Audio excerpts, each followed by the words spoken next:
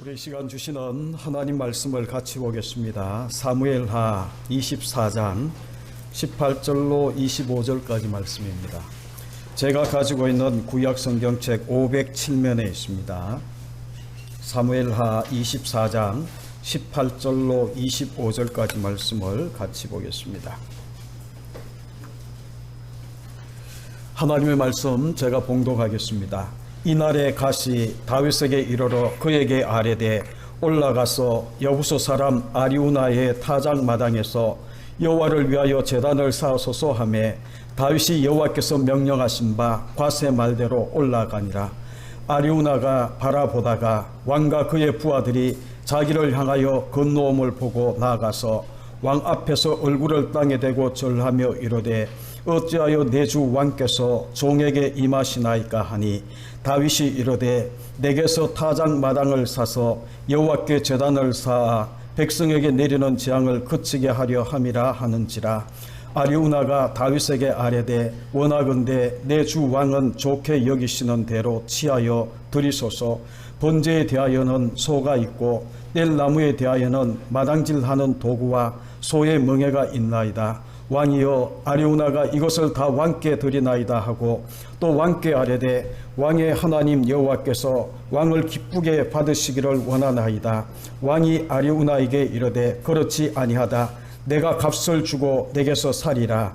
값 없이는 내 하나님 여호와께 번제를 드리지 아니하리라 하고 다윗이 은 50세겔로 타작 마당과 소를 사고 그곳에서 여호와를 위하여 제단을 쌓고 번제와 화목제를 드렸더니 이에 여호와께서 그 땅을 위한 기도를 들으심에 이스라엘에게 내리는 재앙이 그쳤더라. 아멘. 우리 오늘 읽어드린 이 말씀 가지고 제단을 쌓고 번제와 화목제를 드렸더니 라는 제목으로 함께 말씀을 나누는데, 그 앞에 여러분 25절 끝에 보게 되면 그곳에서 여호와를 위하여 라는 그곳이라는 장소가 나와 있는 것을 우리가 보게 됩니다. 여러분 그곳에서 여호와를 위하여 제단을 쌓고 번제와 화목제를 드리고 있는 이 말씀으로 이 사무엘하 24장이 끝을 맺고 있는 것을 우리가 보게 됩니다.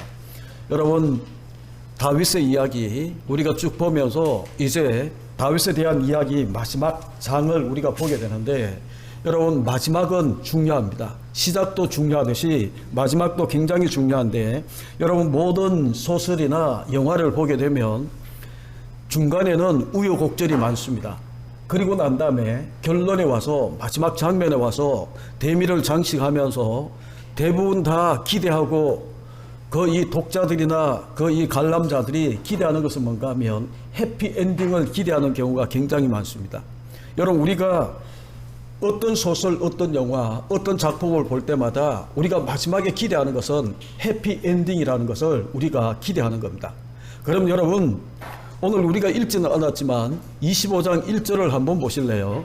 24장 1절을 보시게 되면 여호와께서 다시 이스라엘을 향하여 진노하사 그들을 치시려고 라고 이야기합니다.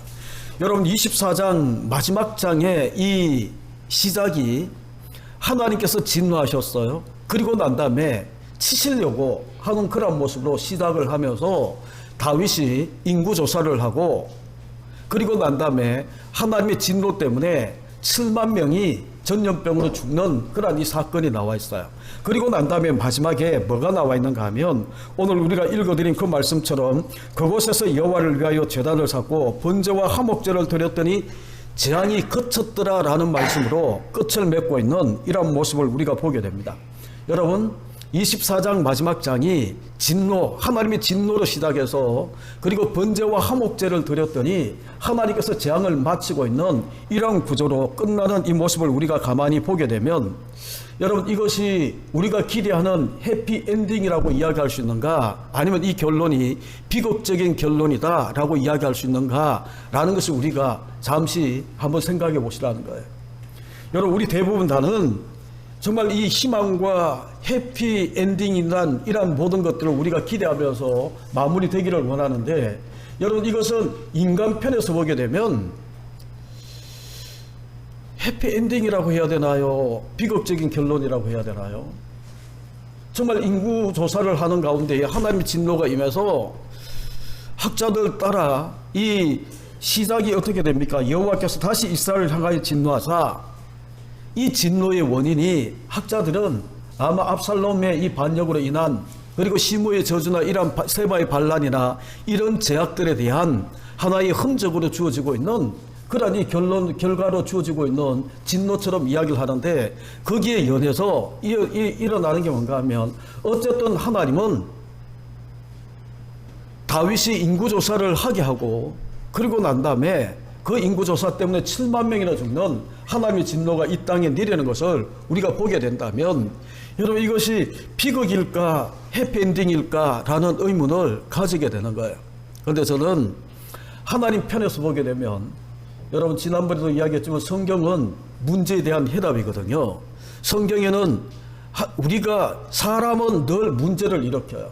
사람은 늘 이 사람이 행동하고 사람이 움직이게 되면 문제투성이지만 사람이 만든 이 문제에 대해서 하나님의 행동하심은 하나님의 역사하심은 해답으로 주어지고 있는 그런 모습을 우리가 보게 되면 성도인 우리에게는 모든 것이 해피엔딩이다라고 저는 그렇게 결론을 내리고 싶은 거예요. 여러분 하나님께서 번제와 화목제를 그곳에서 여호와를 위하여 제단을 쌓고 번제와 화목제를 드리게 함으로 여러분 이 모든 재앙이 다윗이 인구조사 때문에 일어났던 7만 명이 죽는 이 모든 것들이 재앙이 그치고 있는 이런 모습을 보게 되면 해피엔딩이다라고 이야기를 해도 지나침이 없다라는 생각을 하게 되는 겁니다. 그래서 다윗의 이야기의 맨 마지막 핵심 중의 핵심은 뭔가 하면 번제와 그곳에 제단을 쌓고 번제와 화목제를 드렸다라고 이야기하는 여기에 그 모든 것들이 담겨 있음을 우리가 보게 되면서 여러분 오늘 24장 집에 가셔서 1절부터 끝절까지 찬찬히 한번 읽어보시게 되면 세 가지 주제로 되어 있음을 우리가 보게 됩니다. 먼저는 1절부터 9절까지 보게 되면 이 다윗이 인구조사를 하는 가운데에 하나님의 진노를 일으키는 그런 모습의 내용이 거기에 담겨져 있습니다. 다시 1절을 보시죠. 여호와께서 다시 이스라엘을 향하여 진노하사 그들을 치시려고 다윗을 격동시키사 가서 이스라엘과 유다의 인구를 조사하라 하신지라 라고 시작하잖아요. 그런데 여기에 대한 똑같은 기사가 역대하 21장 1절에 기록되어 있는데 21장 역대상 21장 1절에 보게 되면 이렇게 되어 있어요. 사탄이 일어나 이스라엘을 대적하고 다윗을 충동하여 여러분 오늘 우리가 읽어드린 본문에는 다윗을 격동시키사라고 이야기를 하는데 누가 다윗을 격동시켰는지는 이 주체가 나와 있잖아요. 그런데 역대상 21장 1절에 가게 되면 사탄이 일어나서 이스라엘을 대적하고 다윗을 충동하여 이스라엘을 계수하게 하니라 라고 이야기를 하면서 인구 조사를 하도록 다윗을 충동시키고 그 마음에 격동을 시킨 인물이 누군가 하면 사탄이다 라고 그렇게 이야기를 합니다. 그런데 우리가 읽어드린 사무엘하 21장 1절과 역대상 21장 1절 이 두 구절을 가만히 합쳐놓고 나면 이렇게 되는 거예요. 사단이 충동했는데 인구조사를 하도록 다윗의 마음을 격동시키고 충동시켜서 인구조사를 하도록 그렇게 했는데 하나님께서 막지 아니하시고 허용하셔서 다윗이 인구조사를 하고 있는 이러한 모습으로 이어지는 이 내용을 우리가 보게 되는 겁니다. 여러분 우리가 이 신앙생활 하면서 이제 성경을 읽기 시작하게 되면 많은 사람들이 질문하는 것 중에 하나가 뭔가 하면 왜 하나님은 전지전능하신 하나님은 이 아담이 선악과를 따먹을 줄 알고도 왜 이 에덴 동산 중앙에 그것을 두었나 라는 것을 이야기를 하면서 하나님의 주권과 인간의 자유의지가 충돌하는 것처럼 그렇게 많이 이야기합니다. 여러분 우리가 신앙생활 하면서 여러분들이 이렇게 저렇게 다 이성적으로 아무리 논리적으로 이야기한다 하더라도 하나님의 주권과 인간의 이 자유의지에 대한 이 문제는 여러분이 속 시원하게 이해될 수 있을 만한 그런 모습은 없는 거예요. 그래서 저는 이 단어를 조금 바꿔서 하나님의 주권, 하나님의 섭리와 인간의 책임이라는 단어로 자유의지 대신에 책임이라는 단어로 바꾸게 되면 여러분 모든 것들이 다 이해되어져요. 여러분 여기도 보게 되면 왜 하나님이 애꿎은 7만 명의 이스라엘 사람들이 죽도록 다윗을 사단이 그 마음을 충동했다 하더라도 하나님이 못하도록 막아버리면 되는데 왜 인구조사를 하도록 허용을 해서 하나님의 진노가 임하는 폭로 빌미를 주게 되고 그리고 난 다음에 하나님은 7만 명이라는 이스라엘 백성들이 죄 없는 이 백성들이 왜 죽게 하는가? 여러분 이런 것들을 우리가 바라보게 되면 우리가 성도로서 여러분들이 지금 이걸 갖다 이 주제 가지고 여러분 이해시키려고 하는 그러한 이 시간이 아니기 때문에 제가 말씀을 드리기 힘들지만 여러분 우리가 이런 것들을 가만히 보면서 내가 이해되지 않는 상황이라도 우리는 항상 하나님의 주권을 인정하는 자세가 성도에게는 필요합니다. 다시 들으시죠? 이해되지 않는 상황이 내 앞에 펼쳐진다 하더라도 성도인 우리는 항상 하나님의 주권을 인정하고 하나님의 섭리를 믿는 이 믿음의 자세가 우리 가운데 필요하다라는 거예요. 하나님은 항상 역사의 중심에서 하나님이 모든 것들을 붙드시고 이끌어 가시는 것을 우리가 보게 되는 겁니다. 하나님은 참새 하나 떨어지는 것도 하나님이 허락하시면 되지 않는다라고 이야기하는 우리 주님의 그 말씀처럼 여러분 하나님이 허락하지 않으면 이 역사는 돌아가지가 않는 거예요. 근데 우리는 이해되지 않는 상황, 지금도 그렇잖아요. 코로나19라는 이 상황이 일어나면서 여러분 우리 선교사님들과 이렇게 주고받는 톡이나 이 여러 많은 이 대화 가운데에 이해되지 않는다라는 거예요. 정말 왜 이 힘들고 어려운 여러분 코로나19라는 이 전염병이 거의 확산되기 시작하게 되면 누가 가장 많은 피해를 보는가 하면 가난한 사람이 힘든 거예요. 피해보는 사람은 가난한 사람이에요. 또 여러분 우리가 이 중국 선교사님들이나 목회자들이나 성도들이 시진핑 주석이 막 저렇게 하니까 기독교를 탄압하니까 이제 이 홍수가 막 나고 이렇게 되니까 이제 시진핑에 대한 리더십에 대해서 이렇게 막 흔드는 그런 이 움직임이 조금씩 일어났잖아요. 그러니까 어떤 이가 그렇게 이야기를 해요. 산사댐이 확 무너졌습니다. 그러면 이제 시진핑이 막 백성들이 중국 인민들이 막 일어나서 시진핑을 물리치고 막 이렇게 하면 쫓아내고 이렇게 하면 기독교가 다시 이제 핍박을 면할 수 있는 그런 길들이 열려질까 그렇게 이야기를 한 거예요. 그러니까 어떤 목사님이 그렇게 이야기를 한 거예요.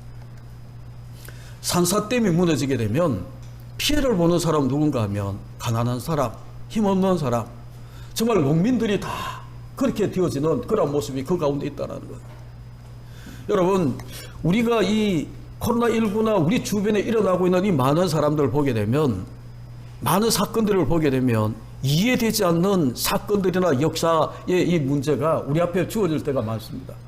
그러면 성도는 가져야 되는 기본 자세가 뭔가 하면 하나님이 이 모든 역사를 주관하시고 승리하시고 하나님의 주권을 인정하는 하나님의 주권을 믿고 하나님의 승리를 믿는 그런 자세가 우리 성도들에게 필요한데 이러한 것들은 다 제껴놓고 우리가 이제 열심히 우리의 이성적인 이러한 모습 가지고 이성적인 이러한 것을 가지고 하나님이 왜 이렇게 하셨을까? 그리고 하나님의 하나님됨을 인정하지 않는 그런 이 결론으로 이끌어가는 경우가 얼마나 많은지를 모릅니다. 여러분 우리가 기억하셔야 돼요. 하나님은 절대 주권 모든 역사의 중심을 하나님이 다 이끌어가세요. 아주 사소한 것도 우리가 이해되지 않는 사건도 우리가 이해되고 있는 이런 사건만 아니고 우리가 이해되지 않는 그런 모든 것들도 하나님이 다 이끌어 가시는 거예요. 그리고 난 다음에 또 하나 우리가 기억해야 되는 것은 뭔가 하면 이해되지 않는 이런 사건들이나 그리고 우리가 정말 용납하기 힘든 그런 이 문제가 우리 앞에 주어지게 되면 사탄의 역사가 언제든지 쉽게 개입될 수 있음을 여러분이 기억하셔야 돼요. 내 이성이 용납하지 못합니다. 왜 내게 이런 일이? 왜 우리 교회에 이런 일이? 왜 우리 가정에 이런 일들이 일어나지? 여러분 이해가 되지 않아요. 열심히 살았어요. 그리고 열심히 신앙생활 했어요. 하나님 나라 위해서 열심히 살았어요. 왜 내게 이런 일이? 왜 우리 가정에 우리 교회에 그리고 우리 민족에 왜 이런 일이? 라고 이야기하는 그런 문제가 일어나게 되면 여러분 사단은 쉽게 그 가운데 역사에서 우리를 충동하고 격동시켜서 우리를 하나님의 섭리에 그 반하는 모습으로 우리를 얼마든지 무너지게 만들 수 있는 그런 모습이 있더라는 거예요. 오늘 말씀도 보십시오. 다윗을 사단이 격동시킵니다. 역대상 21장 1절에 보게 되면 사단이 일어나서 이스라엘을 대적하기 위해서 다윗의 마음을 충동시킵니다. 여러분 여기서 이 이야기하는 그 이 격동시킨다라고 이야기하는 이 원어는 있죠. 충동하다 그리고 난 다음에 자극하다라는 그런 의미, 원어의 의미가 거기에 담겨져 있어요. 깊이 생각하지를 않는 겁니다. 즉흥적으로 감정이 움직여서. 그러니까 이 사단이 주로 틈타는 사단이 역사하는 그 이 통로가 주로 뭔가 하면 우리 인간의 감정이에요. 그 감정도 충동적이고 그 감정도 깊이 묵상하고 이런 것이 아니고 즉흥적으로 자극적인 그런 모든 것들 앞에 막 일어나는 그런 이 충동대로 움직이는 그런 모습 가운데에 마귀는 역사하더라라는 것을 우리가 보게 되는 겁니다. 그래서 여러분 오늘 우리가 먼저 보려고 하는 1절부터 9절까지의 핵심은 뭔가 하면 여호와께서 다시 이스라엘을 향해서 진노하셨다라고 이야기하는 이 진노예요. 여러분 다윗이 인구조사를 한 자체는 잘못이 아닐 수 있어요. 인구조사? 여러분 정치인들이 그 이 백성들을 다스리는 사람들이 흔히 인구조사를 하는 겁니다. 그런데 왜 인구조사가 하나님이 진노한 이 진노의 통로가 되어서 이스라엘 백성들을 7만 명이나 죽게 만드는 그러한 이 모습이 되었을까? 여러분 문제가 있어요. 우리가 23장과 성경은 연결해서 이렇게 쭉 보셔야 되는데 여러분 23장의 다윗의 용사 마지막 말 속에 다윗의 용사에 대해서 쭉 이야기할 때에 여러분 거기 한번 보실래요? 23장 10절을 보시게 되면 그 중간에 그날에 여호와께서 크게 이기게 하셨으므로 거기 줄 하나 끊으시죠. 여러분 그날에 여호와께서 크게 이기게 하셨다라는 거예요. 정말 이 블레셋 사람들과 함께 전쟁을 치를 때에 그 블레셋 사람들과 전쟁 속에 이기게 하신 분은 이스라엘의 이 세 용사가 다윗의 이 용사가 용맹스럽고 정말 이스라엘 백성들이 정말 이 용맹스러운 그런 이 모습이라서 이기게 하신 것이 아니고 여호와께서 크게 이기게 하신 하나님에 대해서 다윗은 고백하고 있는 거예요. 그뿐만 아닙니다. 여러분 12절에 가게 되면 23장 12절에 가게 되면 끝에 여호와께서 큰 구원을 이루시니라 라고 이야기를 해요. 여러분 지금 뭐를 이야기를 하는가 하면 다윗의 고백 속에 전쟁을 승리하고 난 다음에 이스라엘 백성들이 큰 위기 가운데 구원을 얻고 난 다음에 크게 이기게 하신 하나님을 고백했어요. 큰 구원을 주신 하나님을 다윗은 고백했어요. 이스라엘 백성들과 함께 고백했어요. 이제는 평안했어요.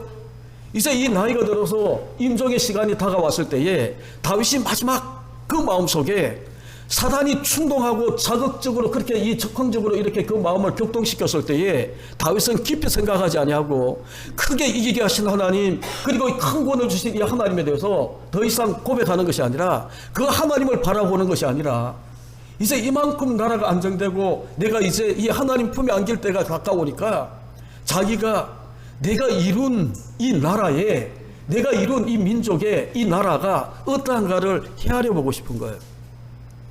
사람들은 그럴 수 있거든요. 내가 이만큼 뭔가를 업적을 남기고 나면 내가 남긴 업적이 뭘까? 라는 것에 대한 관심이 일어날 수 있어요. 지금 다윗이 사단은 인간의 가장 연약한 부분 자기를 드러내고 자기를 자랑하고 싶어하는 이 마음에 하만 이 사단이 거기에 역사해서 다윗을 격동시키고 충동시켜서 인구조사를 하게 하고 여러분 주변에서도 만류합니다. 이 요압이 누굽니까? 정말 믿음의 사람으로 보기 힘든 이 요압조차도 여러분 거기 보시게 되면 2절에 보게 되면 군사령관 요압에게 이르되 너는 이스라엘 모든 지파 가운데로 다니며 단에서부터 브엘세바까지 인구를 조사하여 백성의 수를 내게 보고하라. 그러니까 이 요압이 그 이야기를 듣고 이건 아니다 라는 생각이 들었어요. 그래서 3절 끝에 보게 되면 내 주 왕은 어찌하여 이런 일을 기뻐하시나이까? 안 된다라고 이야기를 하는데 사단이 충동하니까죠. 여러분 거기에 보게 되면 4절에 보게 되면 재촉한지라. 왕의 명령은 재촉하고 재촉해서 계속해서 이것을 하도록 그렇게 만드는 거예요. 여러분 한번 우리의 마음이 사단이 충동과 격동 속에 들어가게 되면 주변에 아무리 옳은 말을 하고 유익한 이야기를 이렇게 저렇게 이야기한다더라도 길을 닫아버리는 경우가 얼마나 허다하게 많이 일어나는지 우리 삶의 경험 속에 우리가 알고 있는 거잖아요. 그런데 다윗은 사단이 충동하는 가운데에 그 마음속의 역사에서 충동하는 가운데에 재촉해서 결국은 여러분 8절에 보게 되면 9달 20날이 걸려서 인구조사를 했는데 9절에 이스라엘에서 칼을 빼는 담대한 자가 80만 명에 그리고 유다 사람들 가운데 50만 명에 여러분 몇 명입니까? 130만의 대군이 자기 나라에 정말 이 용사로 군인으로 부림받은 사람이 130만 명이나 칼을 뺀 자들이 그렇게 있더라는 거예요. 다윗이 얼마나 든든했을까?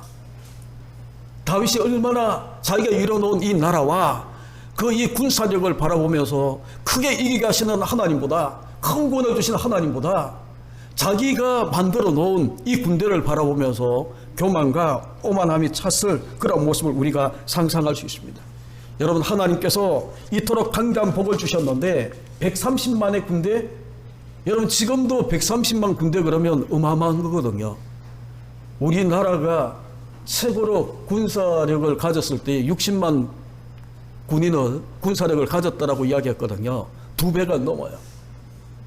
인구 얼마 되지 않는 이스라엘 나라가 우리는 5,500만 되는 이 나라에 60만 군대라도 세계에서 몇 번이나 올라갈 수 있는 그런 이 군사력인데 여러분 130만 하나님은 우리가 신앙 가지고 보게 되면 이 130만의 군대를 거느리게 된 것은 하나님이 주신 강대한 축복이에요.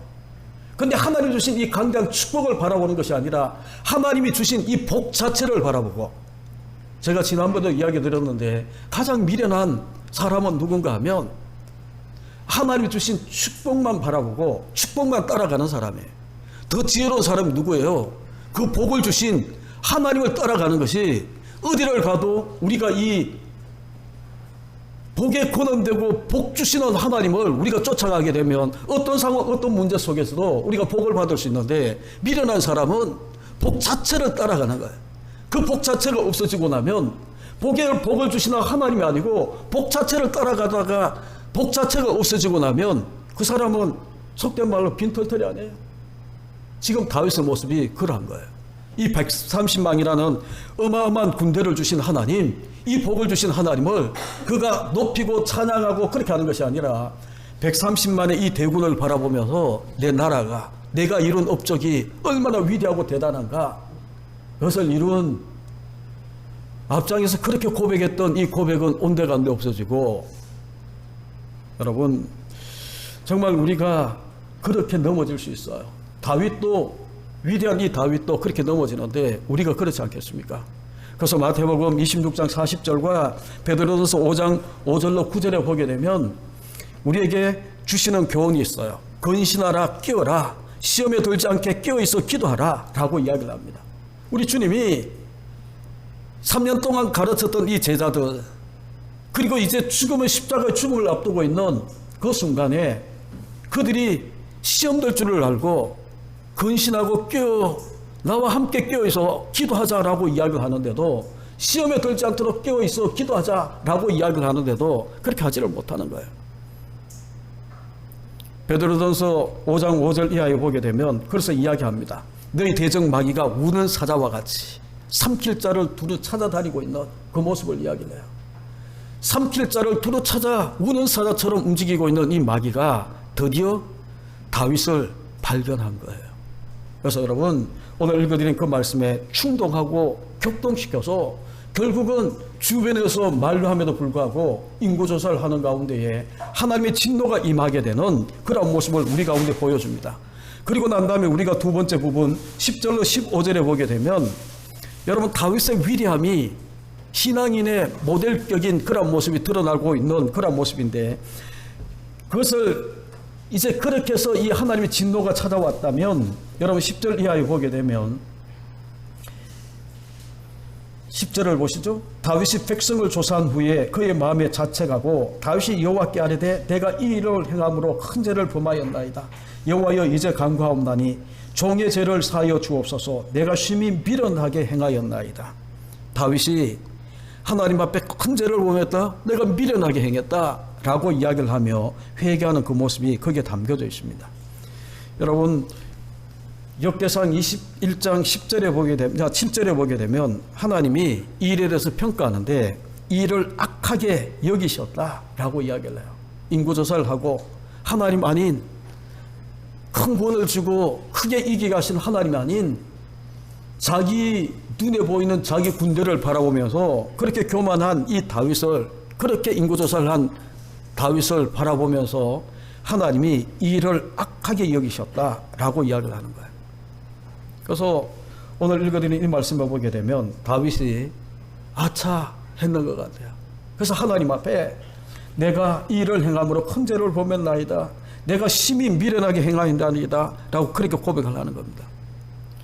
여러분 사도 바울이 디모데후서 2장 그 26절에 보게 되면 이것을 우리 가운데 경계하기 위해서 이런 말씀을 주세요. 사도 바울이 믿음의 아들 디모데에게 유언의 서신인 이 디모데후서 2장 26절에 뭐라고 이야기하는가 하면 이렇게 이야기합니다. 그들로 깨어 마귀의 올무에서 벗어나 하나님께 사로잡힌 바 되어, 그들로 깨어 마귀의 올무에서 벗어나 하나님께 사로잡힌 바 되어 그 뜻을 따르게 하실까 함이라 라고 이야기해요. 그 뜻을 따르게 하실까. 지금 다윗처럼 누구나 사단이 충동시키면, 우리 마음을 격동시키면 우리의 마음이, 여러분 우리가 과거에 억울한 일 당하고 상처받은 그런 이 모든 마음들, 이것을 갖다가 살짝만 건드려도 우리는 충동을 해요. 과거의 아픔과 이 과거의 상처는 하나님이 오히려 우리를 더 하나님께 가까이 가는 그런 통로로 하나님 만드시는데, 사단은 하나님께 더 멀어지는 그런 이 모습으로 만들어서 우리를 충동시켜서 결국은 우리의 성질대로, 우리의 이 본성대로 막 움직이기 시작하면서 하나님 기뻐하지 않는 일들로 나아가는 거예요. 그래서 이 사도 바울이 디모데에게 그들로 깨어 마귀의 올무에서 벗어나 하나님께 사로잡힌 바, 그래서 그 뜻을 따르게 하실까, 깨어라는 단어를 또 쓰고 있는 거예요. 여러분 다윗의 사울하고 다른 점을 제가 여러분 가운데 설교하면서 계속 이야기한 것 중에 하나가 뭔가 하면 다른 것이 아니에요. 사단의 충동 가운데 넘어졌다 하더라도 깨어 하나님 뜻을 쫓는 그런 모습 나아가는 이 점이 다윗의 위대함이에요. 다윗이 그렇게 이 충동하고 130만의 대군을 보면서 우쭐했다가, 여러분 10절을 보시게 되면 조사한 후에 그렇게 우쭐하고 난 다음에, 조사하고 우쭐하고 난 다음에 그 마음의 자책, 깨어있는 사람은 무엇이 잘못인지를 쉽게 깨달을 수 있는데, 그렇죠? 그래서 다윗이 내가 이 일을 행함으로 큰 죄를 범했나이다, 내가 심히 미련하게 행한나이다, 하나님 앞에 올무에서 벗어나서 정말 하나님 앞에 깨어서 무릎 꿇는 그런 모습을 우리 가운데 보여주는 거예요. 그러니까 하나님이 선견자 다윗을 보내셔서 뭐를 이야기를 하는가 하면 13절에 보게 되면 세 가지를 보이고 너는 이를 위하여 그 중에 하나를 택해라, 내가 그것을 내게 행하겠다라고 그렇게 이야기하는 모습이 나오는데, 여러분 이것도 성경에서 보기 드문 광경이에요. 하나님이 누군가가 잘못했다면, 하나님이 그를 징계하려고 하면 그 이 잘못한 죄와 허물로 넘어진 사람에게 선택권을 주지 않아요. 그런데 하나님은 세 가지 중에 하나를 택하라고. 거기에 나와 있는 세 가지가 뭡니까? 13절에 보게 되면 7년의 기근이 왕의 땅에, 이 나라에 있는 거예요. 7년 기근. 그리고 두 번째는 뭔가 하면 왕의 원수에게 쫓겨서 3달 동안이나 도망자가 되는 거예요. 그리고 세 번째가 뭡니까? 사흘 동안 이 땅에 전염병이 임하는 거예요. 여러분 이상하지 않습니까? 하나님이 왜 그냥 이 다윗이 잘못해서 회개했다 하더라도 하나님이 책망하고 그에게 징벌하려고 하면 묻지 아니하고 하나님의 의지대로 하면 되는데, 왜 다윗에게 세 가지 중에 하나 골라? 하나님이 이렇게 하신 의도가 뭐라고 생각하세요? 그러니까 아까 이야기했잖아요. 지나고 나면 지금은 내게 일어나고 있는 이 모든 사건이나 이해되지 않는 모든 것들 속에 하나님의 주권도, 하나님의 통치하심도 없는 것처럼 우리는 막 그렇게 생각하면서 이성 가지고, 내가 이 가지고 있는 작은 이 지식 가지고 그 넓고 크신 하나님을 우리가 이 생각하고 막 이렇게 난도전한 그런 모습으로 하나님의 주권이 미치지 않는 것처럼 우리가 막 그렇게 생각하지만 나중에 다 지나고 나면 다 이해가 되는 거예요. 하나님이 왜 이 세 가지 사지선다기형이 아니고 더 정답을 찍을 수 있는 그 이 확률이 높은 세 가지를 하셨을까? 그죠? 하나님의 의도가 있는 거예요. 하나님 분명히 이 세 가지 선택 중에 한 가지를 택하게 하셔서 이루시고자 하는, 근데 우리 가운데 보이시고자 하는 하나님의 메시지가 그 가운데 있기 때문에 여러분 만약에 다윗이라면 뭐를 택할 것 같아요? 하나 힌트를 주기 위해서 여러분 17절을 먼저 보시죠. 17절. 다윗이 백성을 치는 천사를 보고 곧 여호와께 아뢰어 이르되 나는 범죄하였고 악을 행하였거니와 이 양무리는 무엇을 행하였나이까? 청하건대 주의 손으로 나와 내 아버지를 치소서. 다윗의 이 하나님 앞에 7만 명을 치고 있는 이 하나님의 사자에게 천사를 보고 이 백성은 아무 잘못이 없어요. 왜 이 백성을 치는 겁니까? 나와 내 집을 치소서라고 그렇게 이야기한다면 여러분 이 땅에 전염병이 임해서 7만 명이 죽도록 이것을 택하지는 않았을 거예요. 여러분 편안하게 설교 들어왔는데 제가 물어서 질문을 해서 죄송한데 이 하나님의 이 메시지가 뭔가를 여러분 가운데 보이기 위함이에요. 17절 여러분들이 미리 보시게 되면 다윗의 마음은 죄 없는 백성 치지 말고 내가 죄를 지었으니까 나와 내 집을 치십시오. 하나님 그렇게 해주세요 라고 이야기를 하는 건데, 그죠?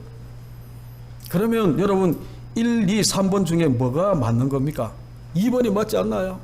왕의 대적에게 쫓겨서 자기가 3달 동안 막 도망다녀. 그게 맞는 것 같아요. 그런데 14절을 보시게 되면 그렇게 이야기할 때에 다윗이 선견자 갓에게 이렇게 이야기합니다. 내가 고통 중에 있도다. 자기의 마음은 2번이에요.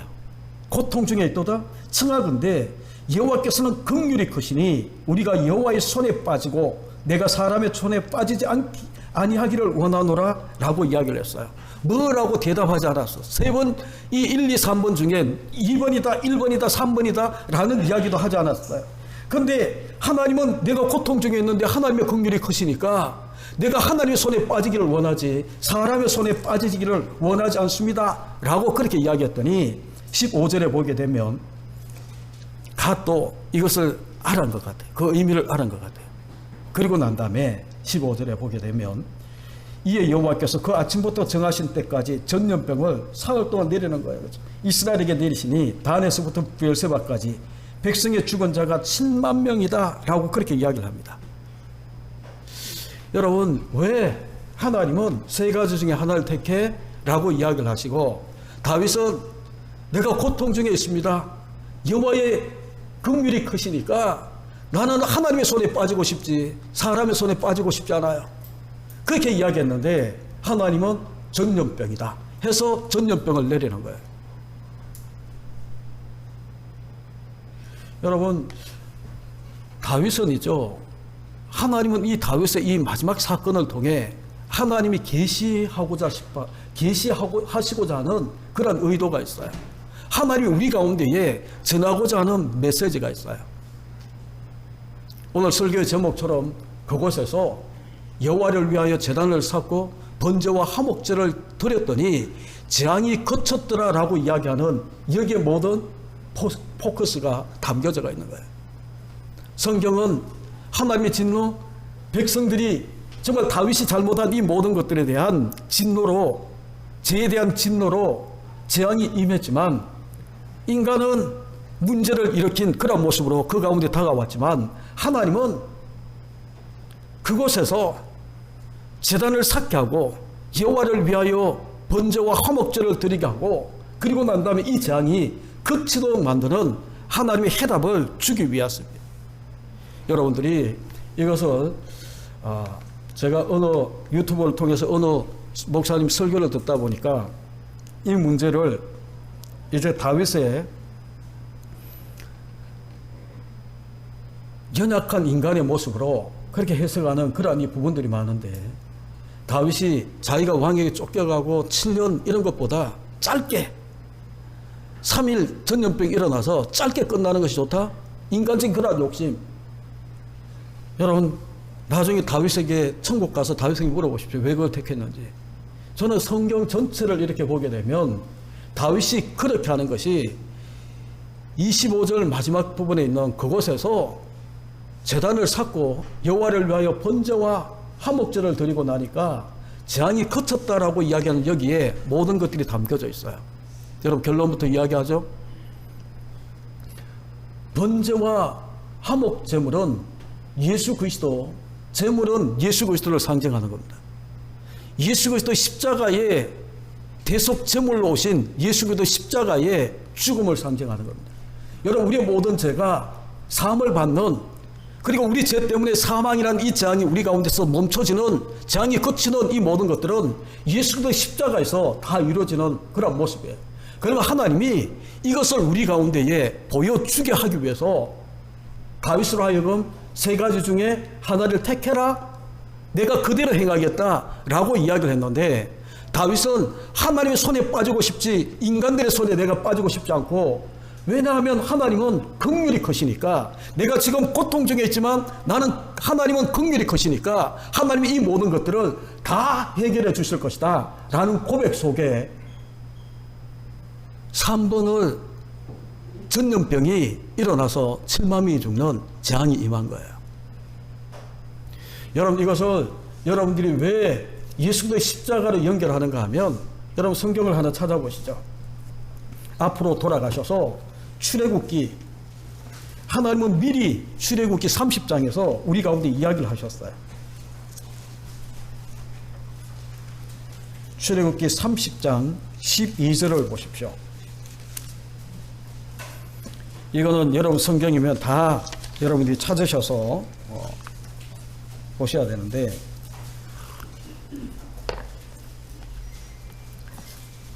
(128페이지에) 있습니다. 30장 12절 같이 읽죠. 내가 이스라엘 자손의 수요를 조사할 때에 조사받은 각 사람은 그들을 계수할 때에 자기의 생명의 속전을 여호와께 드릴지니 이는 그들을 계수할 때에 그들 중에 질병이 없게 하려 함이라. 여러분 지금 백성들을 계수할 때에 이스라엘 백성들은 선민이에요. 하나님 택함 받은 백성이에요.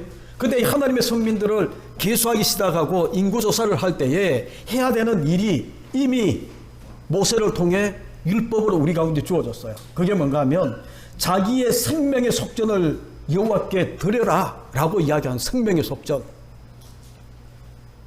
그래야 질병이 없어진다 라고 이야기를 하면서 그 생명의 속전이 뭔가 하면 13절에 가게 되면 성소 세겔로 반세겔을 내라. 반세겔. 그렇죠? 그런데 15절에 내려가게 되면 너희 생명을 대속하기 위해서 여호와께 드릴 때에, 생명의 속전을 드릴 때에 부자라고 반세겔에서 더 내지 말고 가난한 자라고 해서 덜 내지도 말라라고 이야기를 하는 거예요. 여러분 이해가 되셨는지 모르지만 저를 보시죠. 다윗은 승전자 갓은 생명의 속전의 원리를 한 거예요. 하나님이 모세를 통해 율법을 주실 때에 지금 이제 성막을 짓는 그 가운데에 번제단을 짓게 만들면서 하나님이 번제단 이 이야기를 앞부분에 하고 난 다음에 갑자기 생명의 속전에 대한 이야기를 합니다. 번제단에 드려지는 이 모든 제사들, 5가지 제사는 레위기 1장부터 7장까지 나오는 5가지 제사는 번제단에서 행해지는 거거든요. 각종 제물이 거기에 올라가서 불태워지고, 그런데 그 이 번제단에 이야기를 하다가 이제 이 백성들의 숫자를 조사할 때에 반드시 해야 되는 게 뭔가 하면 생명의 속전을 내라. 왜냐하면 이스라엘 백성들은 하나님이 택한 선민이에요. 하나님 백성이에요. 하나님의 은혜로 그들이 출애굽하고 구원을 얻은 백성이라는 거예요. 그러면서 하시는 이야기가 뭔가 하면 생명의 속전을 내어야 너희가 이 땅을 지나는 동안 질병, 전염병으로부터 너희가 구원을 얻는다 라고 이야기를 하는 겁니다. 그럼 여러분 보십시오. 다윗은 이것을 알았어요. 1번 7년 기근, 2번 3달 동안 적들에게부터 네가 도망을 다니는 것, 3번 사흘 동안 이 땅에 전염병이 임하는 것. 인구 계수할 때에 나타나야 되는 게 뭔가 하면 기근이 아니에요. 도망자가 아니에요. 전염병이라는 질병이 임하게 되는데 거기에 생명의 속전으로 들여져야 되는데 이 생명의 속전이 뭡니까? 예수 그리스도가 대속의 제물로 십자가에 죽어주셔서 생명의 속전으로 우리 모든 인류를 구원하고 있는 그런 모습을 우리 가운데에 보여주는 거거든요. 그래서 사도 바울이 디모데전서 2장 6절에 보게 되면 이렇게 이야기합니다. 그가 예수 그리스도예요. 모든 사람을 위하여 자기를 대속물로 주셨으니 기약이 이르러 주신 증거니라. 기약이 이르러 주신 증거다라고 이야기를 하면서 이 생명의 속전 그리고 인구조사를 할 때에 이제 이 세 가지 재앙 중에 하나를 택하는데 다윗이 하나님의 손에 여호와는 긍휼이 크시니까 여호와의 손에 빠지기를 원합니다라고 이야기를 할 때에 전염병이 임하고 그리고 난 다음에 이 전염병 때문에 일어나고 있는 모든 재앙을 갓을 통해 하나님이 오늘 읽어드린 18절 이하에 보게 되면 다른 것이 아니거든요. 그곳에서 근데 그곳이 어디입니까? 여러분 18절에 보게 되면 여부수 사람 아리우나의 타작마당에서 라는 거예요. 그런데 이 아리우나의 타작마당이 어디예요? 여러분 1000년 전에 아브라함을 통해 하나님이 이삭을 독자 이삭을 모리아 산에 내가 지시하는 산에 가서 바치라라 번제로 드리라라고 이야기했던 그 모리아 산이 바로 아리우나의 타작마당이고 역대상에 가게 되면 여부수 사람 그렇게 이야기를 해요. 여러분 이러한 것들을 우리가 가만히 보게 되면 다윗이 인구조사를 하고 하나님의 진노가 임할 때는 그리고 이 모든 것들이 왜 다윗이 그렇게 하나님 앞에 고백했고 하나님을 높이고 그렇게 신앙했던 하나님의 성분이었던 이 사람이 마지막에 이런 잘못을 했을까? 이해되지 않아요. 그런데 하나님은 이해되지 않는 이런 모든 사건을 통해 하나님이 드러내시고자 하는 것은 예수 그리스도의 구속의 은혜예요. 우리가 신앙생활 할 때에 저 자신도 구속사로 하나님의 이 말씀을 그리고 구속사로 내게 일어나고 내가 숨기고 내가 행하는 모든 일들 속에 일어나는 이해되지 않는 그런 모든 사건들 이제 이 구속사라는 하나님의 구원의 역사라는 큰 그림 가지고 우리가 보지 못하게 되면 불평이 일어나고 하나님이 왜 내가 무엇을 잘못했기 때문에 내게 이런 고난을 주시나요? 왜 내가 무엇을 잘못했는데 나는 하나님 열심히 섬기고 정말 내 욕심 차리지 않고 그렇게 산 것밖에 없는데 왜? 여러분들 신앙생활 하면서 하나님 앞에 왜 어찌하여 나를 그렇게 외침이 얼마나 많은가요?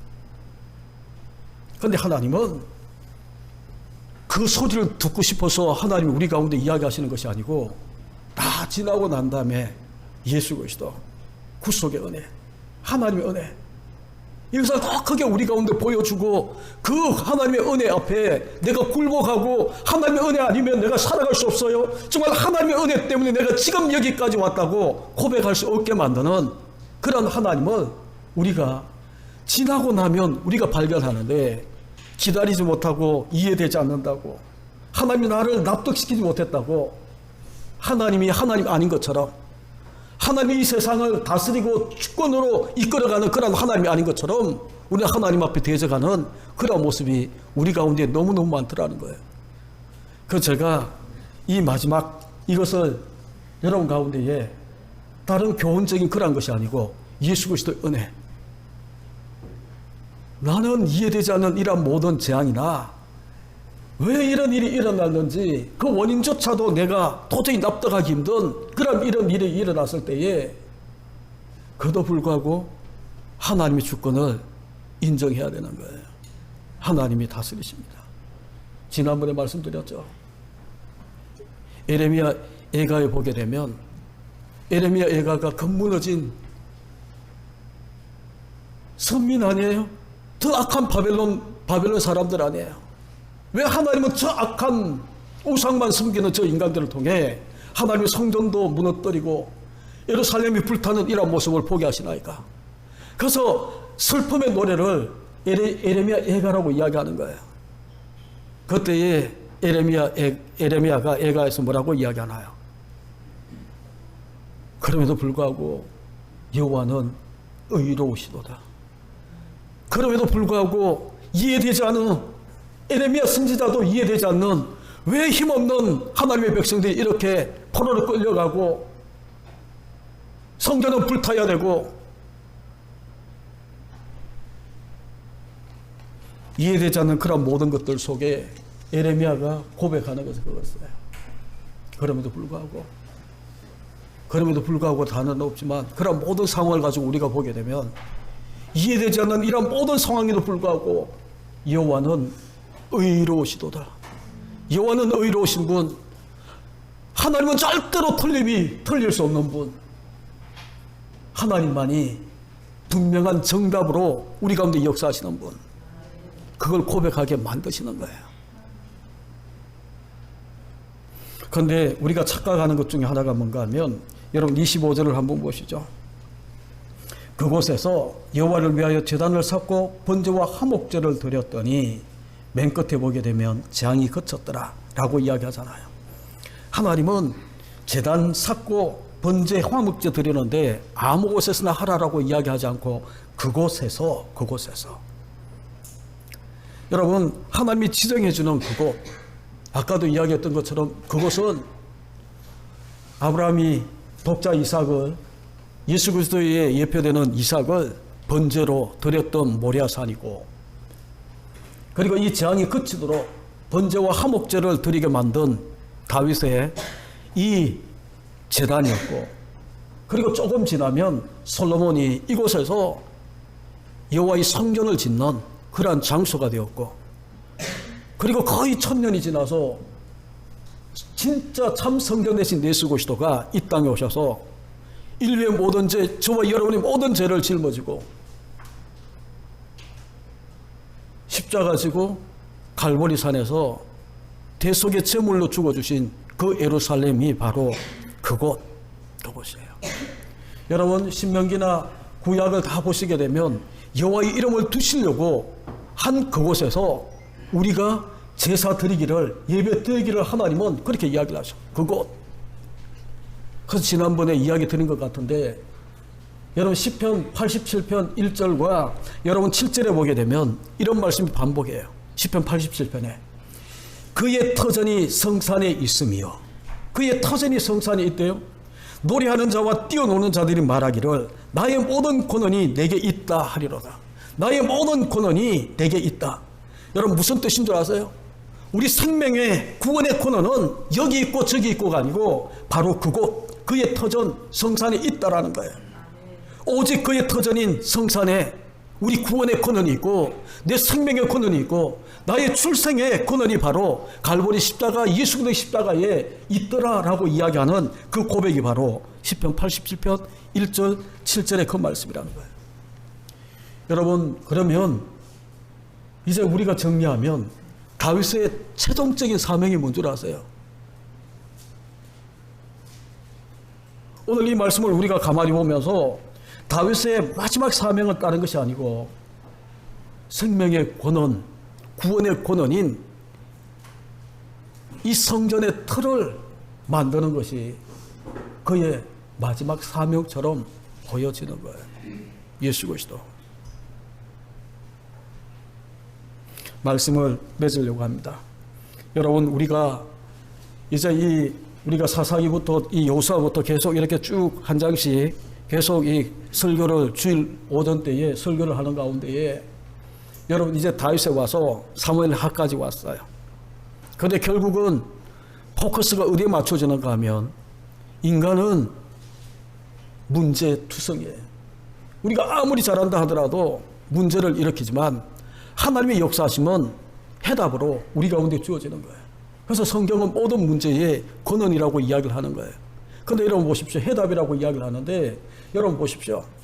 그 해답이 다윗의 이야기의 마지막 사무엘하 24장 마지막에 와서 어디에 포커스가 다 맞춰지는가 하면 오늘날 우리 식으로 이야기하게 되면 예수 그리스도 십자가 구원에 다 맞춰지는 거예요. 25절 마지막에 그곳에서 여호와를 위하여 제단을 쌓고 번제와 화목제를 드렸더니 재앙이 그쳤더라라고 이야기하는 이 모든 마지막 말, 여기에 지금까지 우리가 보았던 핵심 중에 핵심이 여기에 다 담겨져 있는 거예요. 여러분, 코로나19라는 이 지긋지긋한 이 전염병, 뉴스를 보면 곧 백신이 개발될 것 같고 막 이렇게 저렇게 이야기하지만 또 이 한편에서는 힘들다 어렵다라고 이야기하고 내일을 생각하면 막막하고 왜 이런 일이 일어났을까? 왜 힘없고 가난한 사람들이 이런 전염병 때문에 더 많이 죽어야 되는 그런 일들이 일어날까? 여러분 이해되지 않지만 우리는 고백할 수밖에 없어요. 하나님의 주권을, 그럼에도 불구하고 하나님께서 역사하셔서 구원을 이루어 가시고 예수 그리스도의 십자가의 은혜로 모든 일을 구원하시는 이 모든 것에 우리가 초점을 맞추고 바라보기 시작하게 되면 하나님 왜 이렇게 하셨을까? 여러분 모든 원인을 바깥에 찾지 마십시오. 정치인들 아니면 내가 좋아하고 내가 반대하는 그런 정당 인물들 아니면 어떤 문제, 여기에 여러분들이 답을 찾지 마시고 다윗에게 힌트를 하나 찾으셔야 되는데, 내가 범죄했나이다, 내가 미련하게 행했나이다, 모든 책임은 내가 라고 이야기를 하는. 그래서 저는 그렇게 믿습니다. 이 모든 것들이 다 끝나고 나면, 코로나19라는 이 모든 상황이 다 종식되고 나면 하나님이 왜 이런 일을 이 전 세계 팬데믹이라는 전 이 유행병으로 허락하셨을까? 이해가 분명하게 되어질 거예요. 지금 우리가 온갖 가지, 그리고 학자들이 내놓는 온갖 가지 이런저런 많은 이야기들, 맞는 것도 있고 틀릴 수도 있겠죠.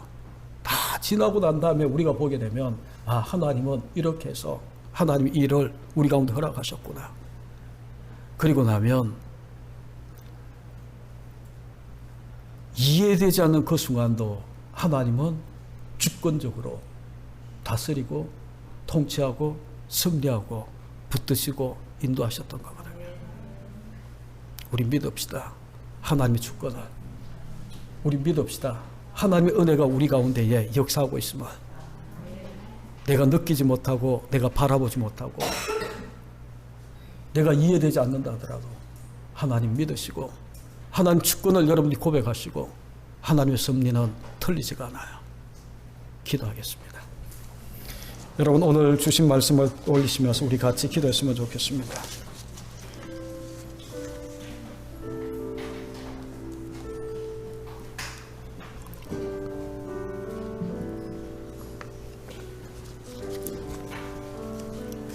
같이 기도하며 나아갑니다.